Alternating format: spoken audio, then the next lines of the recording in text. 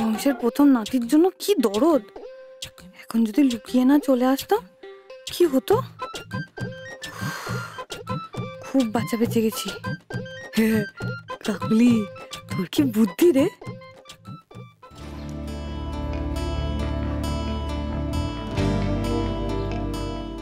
কোথায় গেল?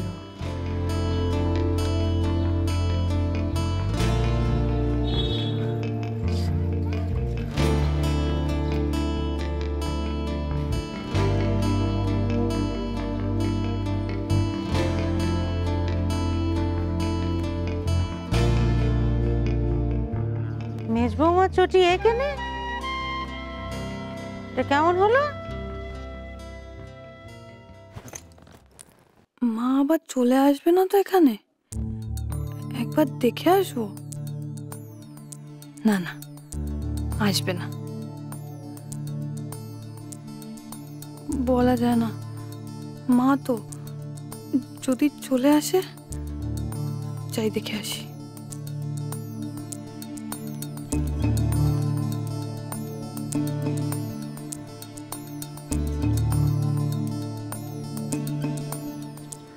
কোন জায়গা?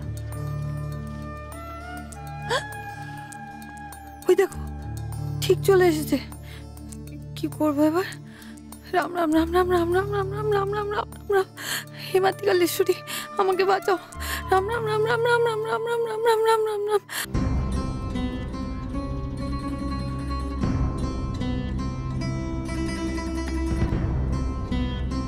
বাপরে বাপ, চোখের মাথাখানা পুরো খেয়েছি, কিচ্ছু পড়তে পারছি না। যদি মা ভেতরে ঢুকে আসে কি হবে? ও বোন, একটু শোনো না। বলছি, তো তুমি এখানে ওষুধ নাও? হ্যাঁ, আমিও তো ওষুধ নিই। তাহলে আমরা বোন বোন। হ্যাঁ, তা বলছি কি, আমি না একটা বিপদে পড়েছি, বুঝলে? একটু হেল্প করে দেবে? বিপদ? আমি কি করব? না না, অত ভয়ের কিছু নেই। আসলে না, আমাকে মা বলেছে যে আজকে যেন আমি আমার একটা প্রিয় চটি পরে এখানে আসি। হ্যাঁ, তারপর যাওয়ার সময় কোনো মিষ্টি মেয়ে দেখে তাকে দান করে দিই। তারপর আমাকে বাড়ি না খালি পায়ে যেতে হবে, তবেই আমার ওষুধ কাজ করবে। তা বলছিলাম, তুমি তো বোন আর তুমি তো ভারী মিষ্টি, তা তুমি যদি আমার ওখানে দেখো লাল রঙের একটা চটি আছে, ওটা পরে বাড়ি চলে যাও তো খুব ভালো হয় গো।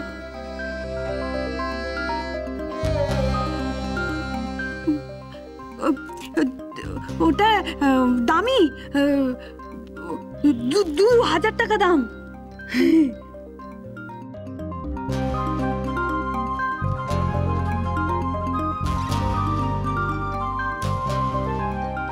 আমার চোখে ফাঁকি দেয় এত সোজা? দেখাচ্ছি মজা।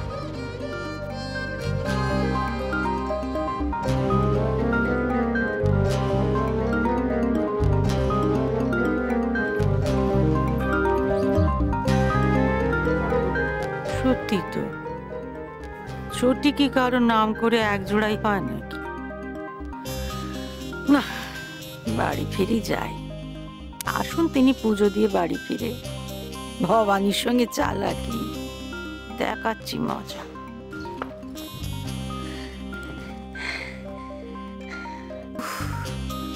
বাঁচা গেল। জয় মাতৃকালেশ্বরী। ফিরুক, আজ ফিরুক একবার।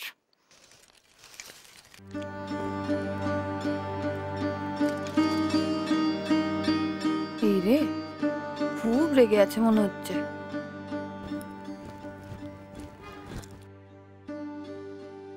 মা,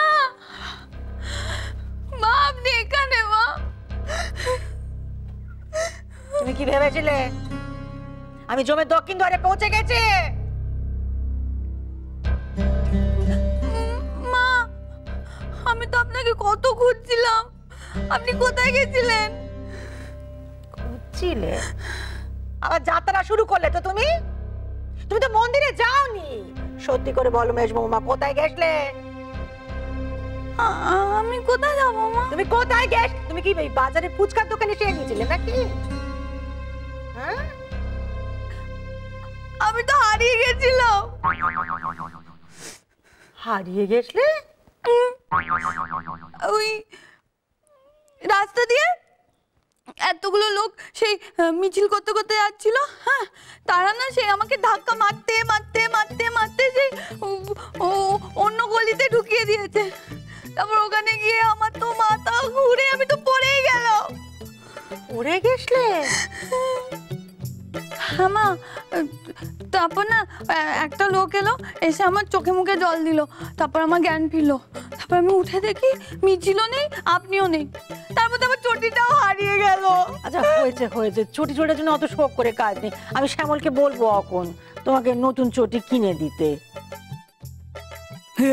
ওষুধ ধরেছে মনে হচ্ছে। মা আপনি ভালো আছেন মা? আমি তো খুব ভয় পেয়ে গেছিলাম মা। আপনি ঠিক আছে? আমি ঠিক আছে, ঠিক আছে। তুমি যাও, জামা কাপড় ছেড়ে নাও, মুখ হাত পা ধুয়ে নাও, আমি তোমার জন্য শরবত বানিয়ে দিচ্ছি। হ্যাঁ? আচ্ছা মেজ বৌমা, তুমি যে পড়ে গেছলে, তোমার লাগেনি তো কোথাও? না মা। দেখো, যাও যাও যাও।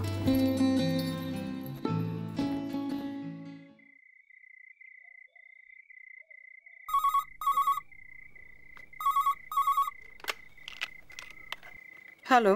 বারবার আমরা ছেড়ে দেব না, কলেজের মেয়েকে সামলান, নইলে গোটা কলেজে খুকু চড়বে। কি? আপনি কি আমাকে ভয় দেখান? Hello hello hello.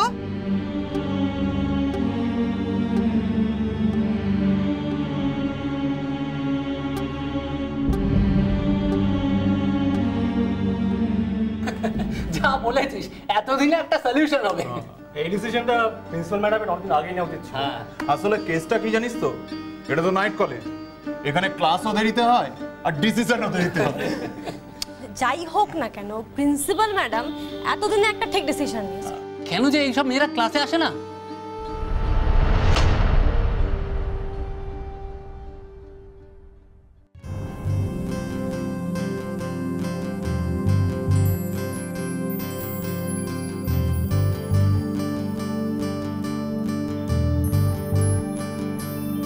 কি হয়েছে? Any problem? তুমি আর সেসব শুনে কি করবে বলো? তোমার প্রাণের বন্ধুর সম্পর্কেই তো কথা হচ্ছিল। মানে? প্রিন্সিপাল ম্যামের ঘরে সীতার ট্রান্সফার সার্টিফিকেট টাইপ হচ্ছে। কলেজ কমিটি ফাইনাল ডিসিশন নিয়ে নিয়েছে। তোমরা তাতে খুব খুশি হয়েছো না? এতে অখুশি হওয়ার কোনো কারণ আছে কি? যাদের সত্যি ক্যারিয়ার তৈরির ইচ্ছা থাকে না, তারা অবশ্য খুশি হবে। আর যারা সিট নষ্ট করে, শখ করে পড়তে আসে, তাদের অবশ্য খুশি হওয়ার কথাও নয়। তোমাদের সবার কথা হয়ে গেলে আমি কিছু বলতে চাই।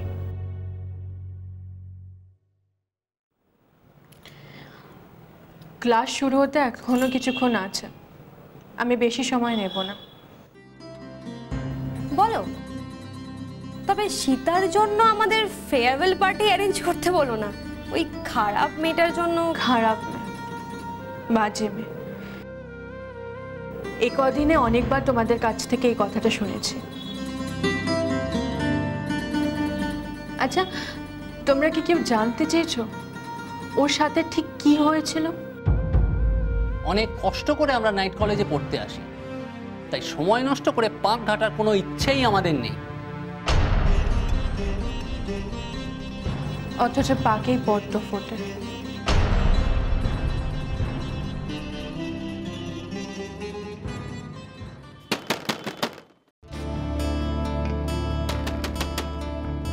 এরা তো উষসী ক্লাসে পড়ে সবাই, এখানে কেন এলো?